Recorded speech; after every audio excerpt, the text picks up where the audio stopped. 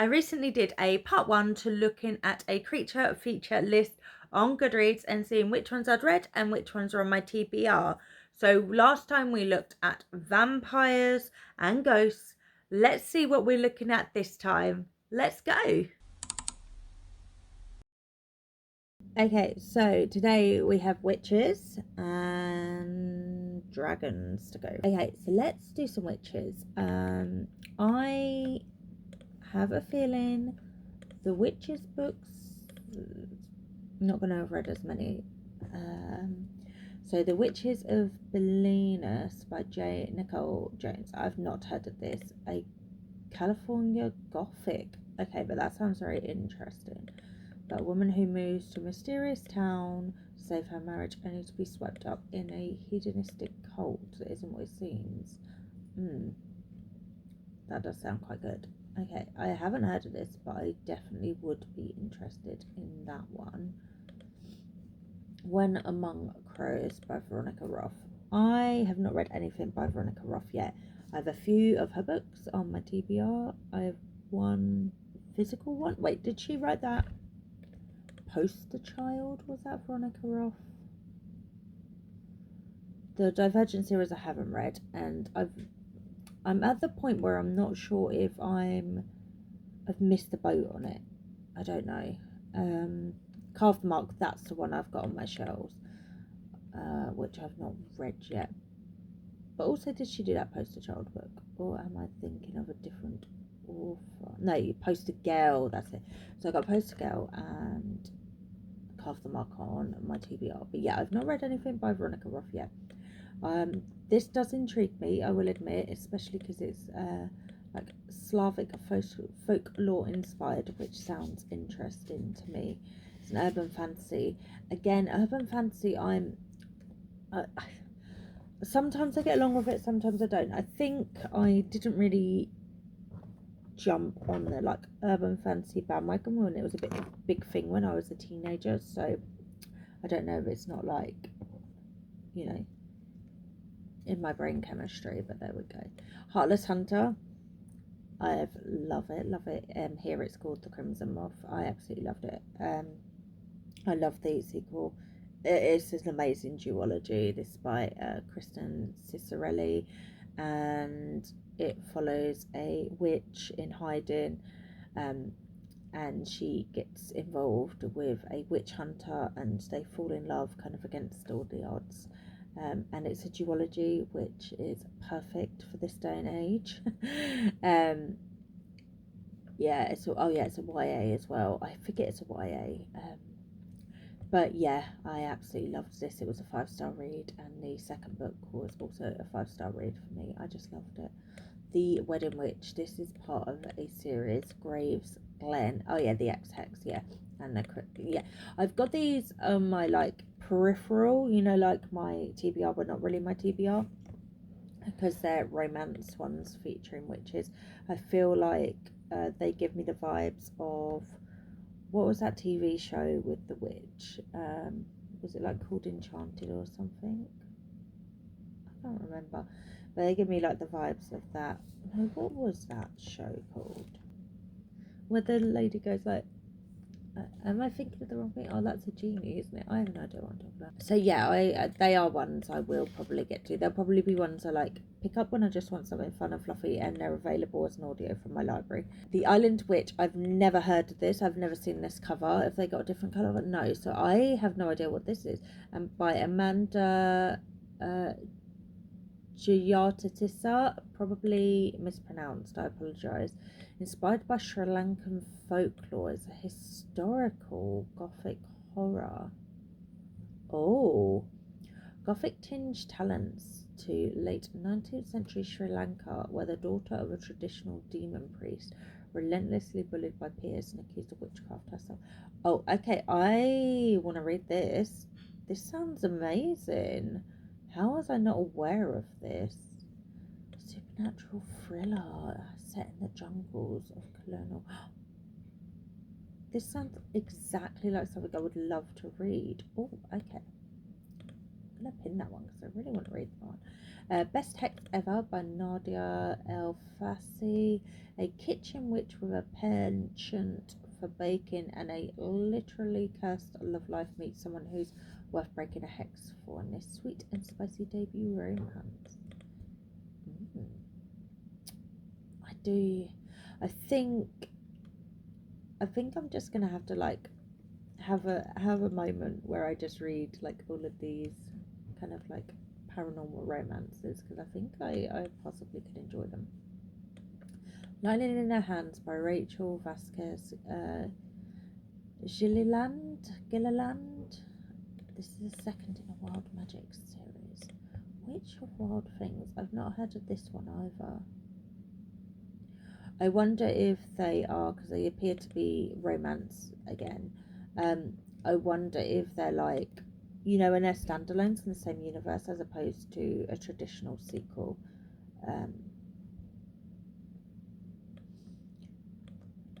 One woman must embrace her wild heart. Oh, with the power to influence the weather. Yeah, these all sound like the kind of books I would really enjoy as like holiday reads. I don't have holidays, so that's the problem. A Dark and Secret Magic by Wallace Kinney. I love that cover. Look at these pumpkins. That's really cute. A warm, spellbinding tale about a witch and the secrets her coven have been keeping from her. Practical Magic. I think that was the show I was trying to think of earlier. Practical Magic. So this is a celebration of Halloween season, a love letter to anyone who drinks pumpkin spice in August. This is another romance one. I do like the sound of this one though. Hedge witches are like my vibe. They're the ones I really like. Okay, so I think we've just added a bunch to my TBR. That's not spectacularly helpful, but it is what it is, right? Just a quick glance at these. There's only one I've heard of. So The House at Watch Hill by Karen Marie Moning. I've not heard of this one. It's another paranormal romance. That's why I don't hear of these, because romance isn't really my genre. A lot of these witch books seem to be romance ones, so that's probably why I have no clue what a lot of them are.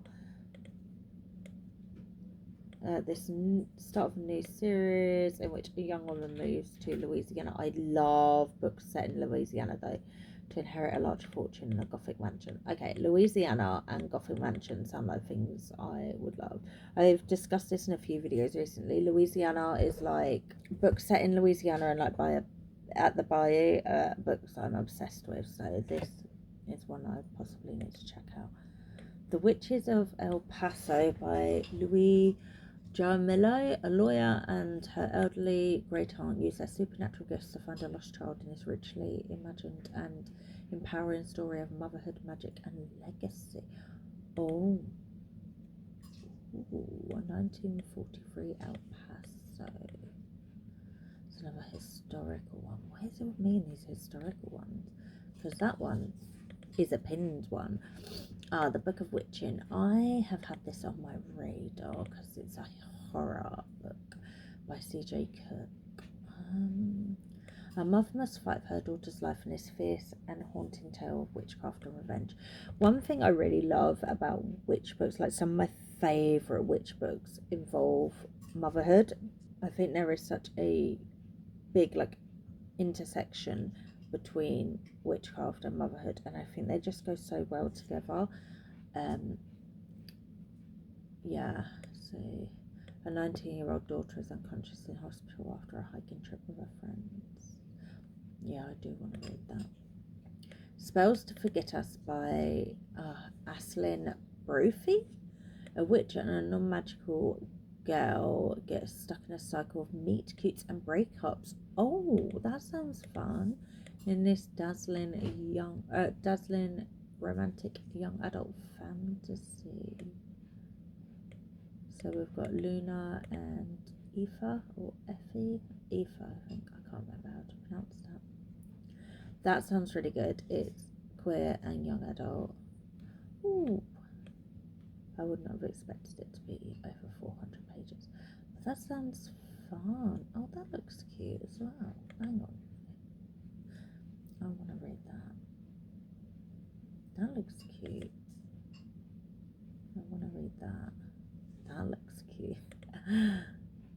Oh, I want to read that.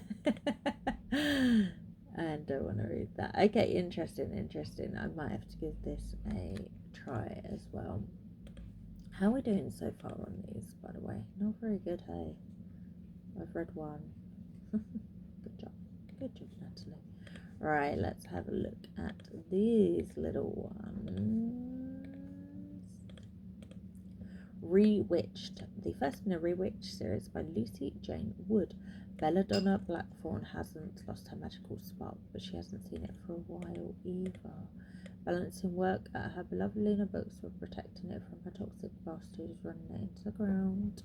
She has to conceal her witchcraft. 30th birthday. Oh, I don't know why. I was reading her as like a teen.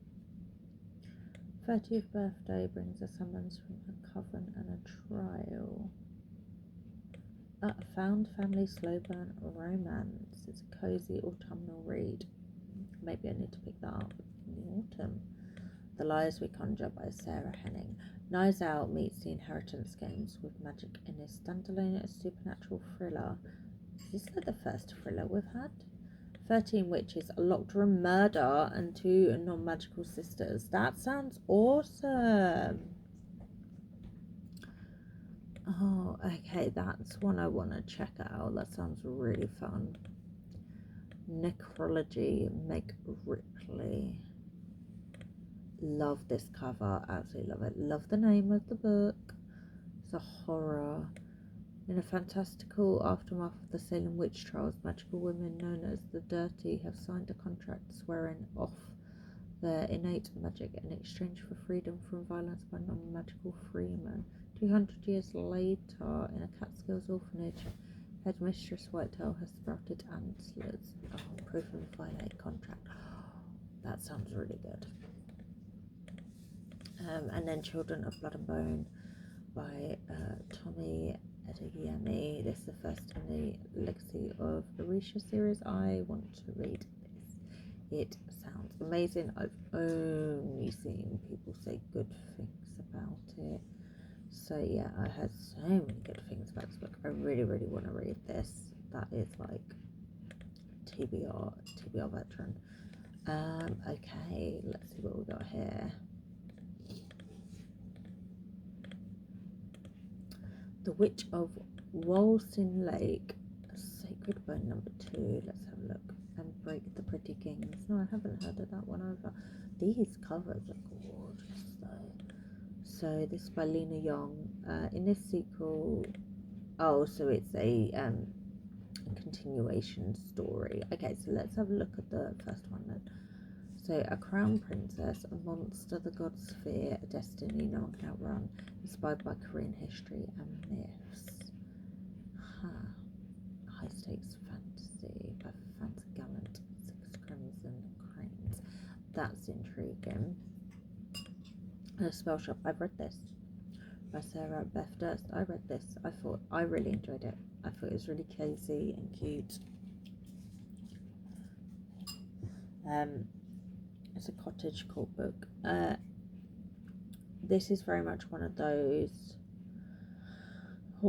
books that it reminds me a little bit of the Baby Dragon Cafe, in that it's quite the magic could be taken out and it would work as like a contemporary romance, and that's not a negative thing at all. It's just very magic light, and I really enjoyed the blossoming relationship between the love interest in this book, and she had an assistant, Kaz, who is a sentient spider plant, and obviously Kaz absolutely stole the show. I'm looking forward to a second book in this series, which is called like the Greenhouse, something Greenhouse. I'm surprised it's not connected.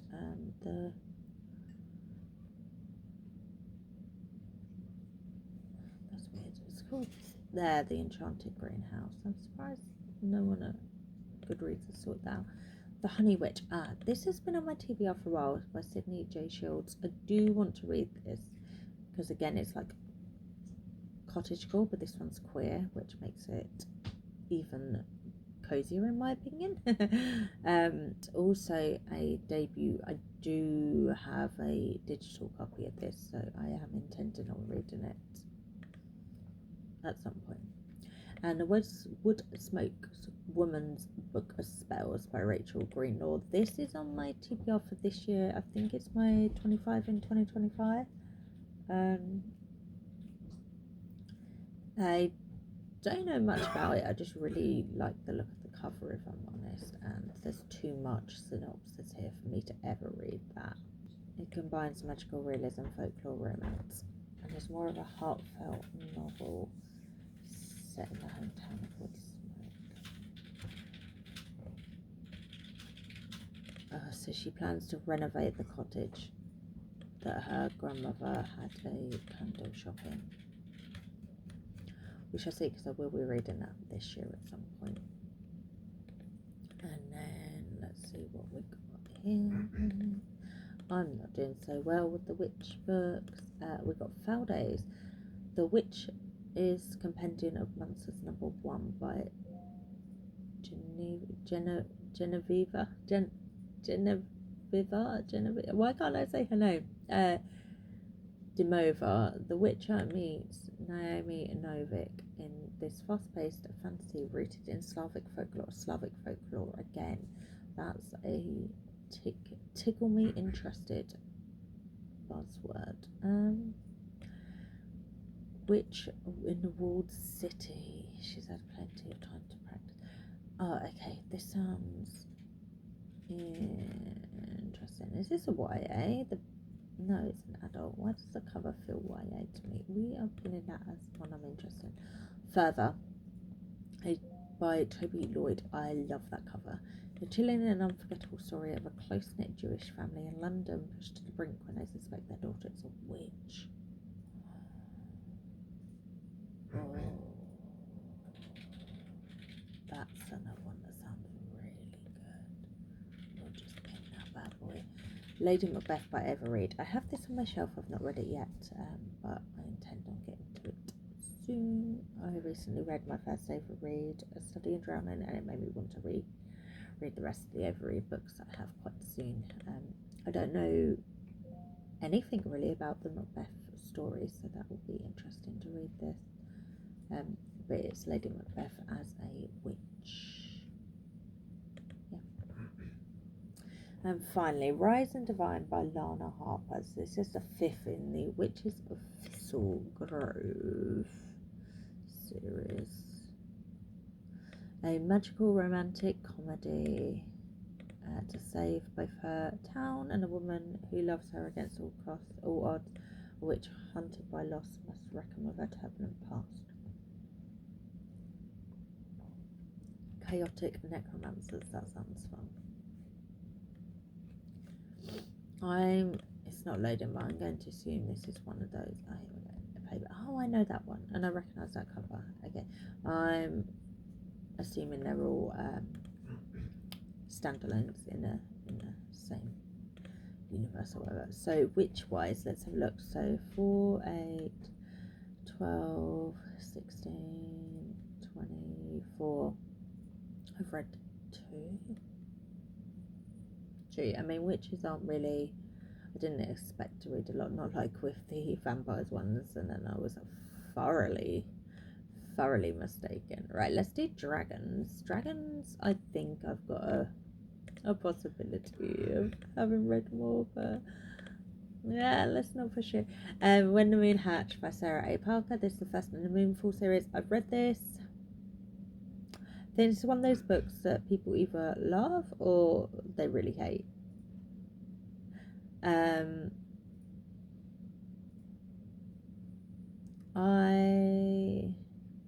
The girl who's declared this as the next big romancy book, and no, it's very long. Yeah, 730 pages, and I think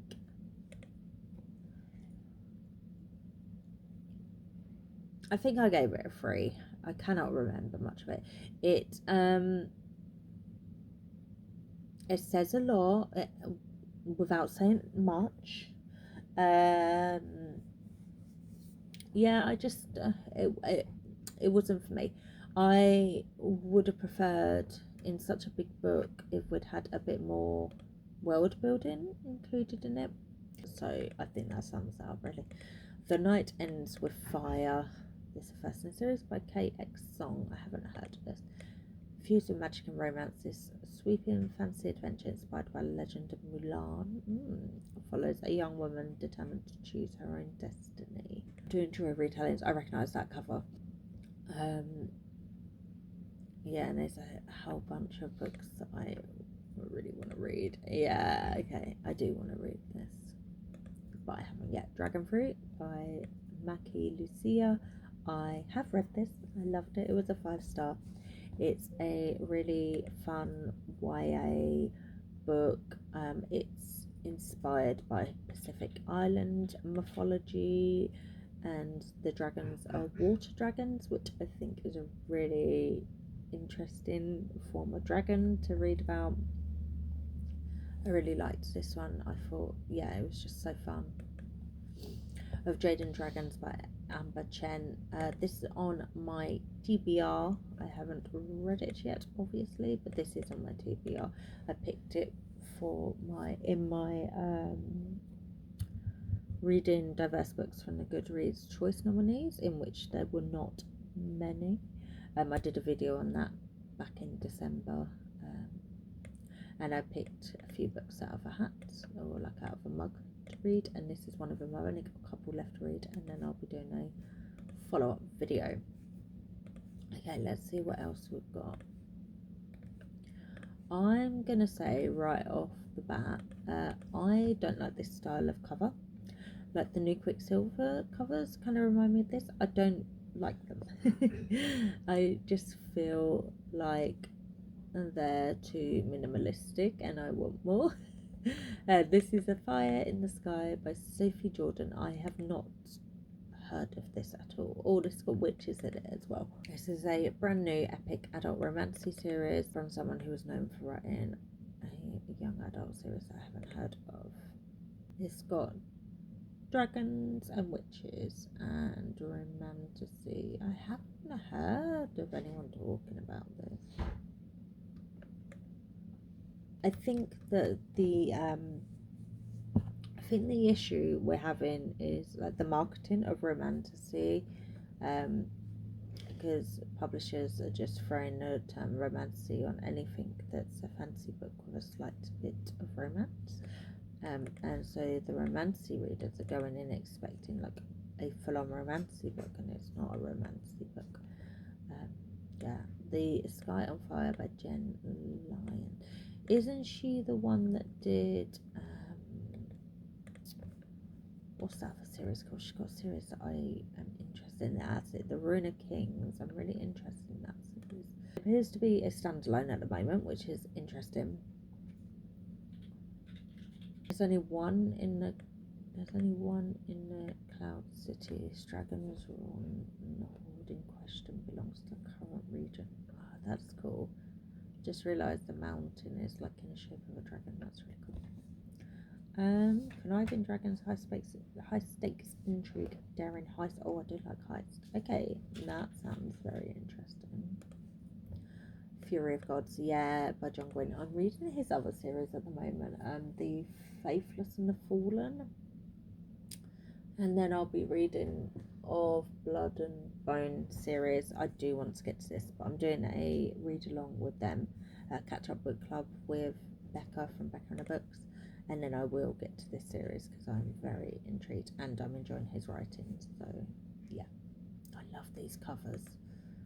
So Let Them Burn by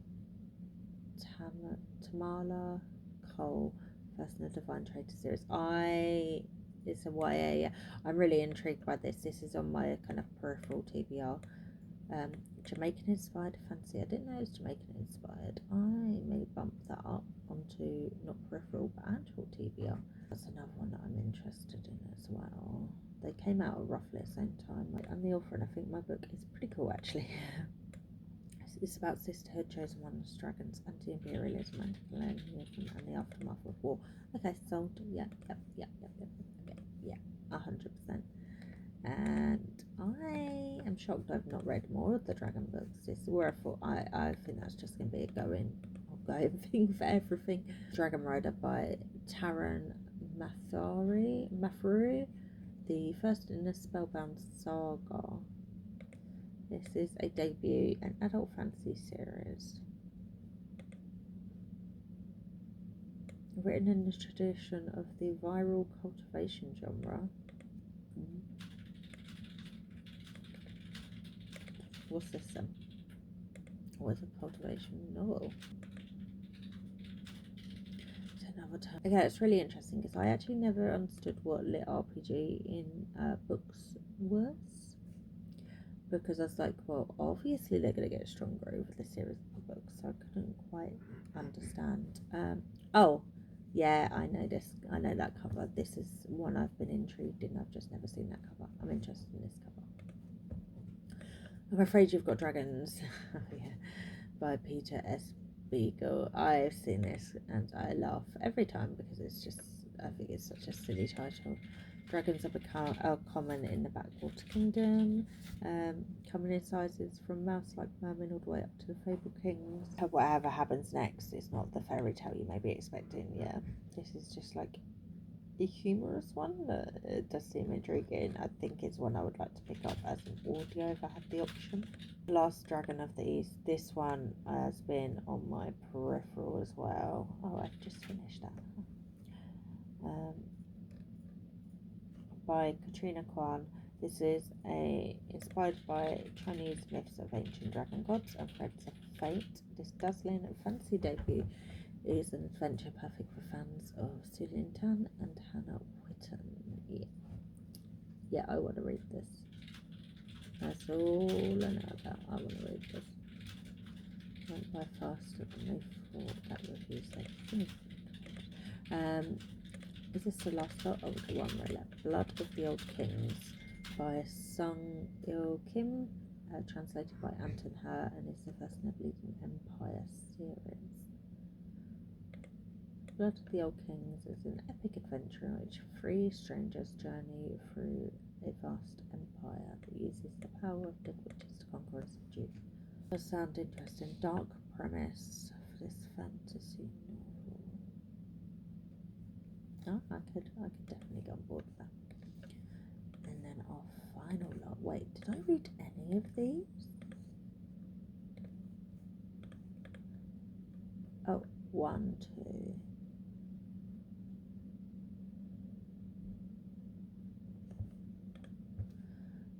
Blood Jade by Julia V. and Ken Bell is the second in the Phoenix Ward series. I've never heard of this. That's a cool cover though. Takes a killer to catch a killer. Let's have a look at the first one. Ebony Gable. It's a trilogy. A female John Wick story with dragon magic set in contemporary San Francisco's Chinatown. That sounds very interesting. What's a retired assassin to do but save the city? Oh, that does sound good.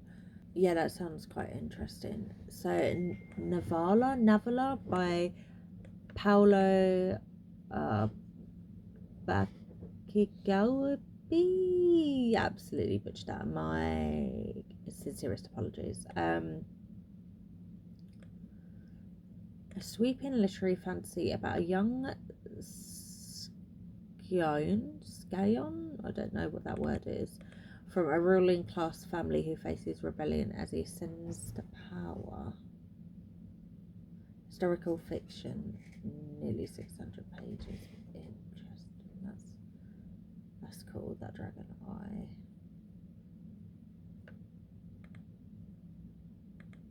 It's in good company.